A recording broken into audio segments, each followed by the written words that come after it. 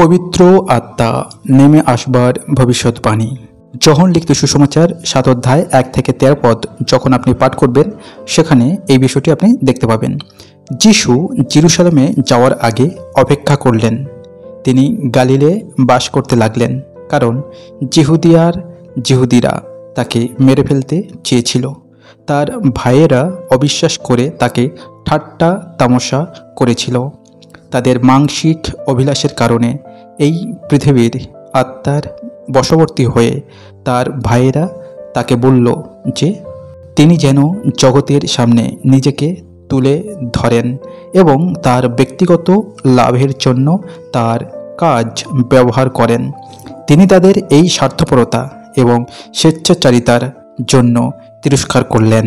ঈশ্বরের ইচ্ছা পালন করবার ব্যাপারে তার এবং তার ভাইদের মধ্যে কী পার্থক্য আছে তা তাদের দেখালেন।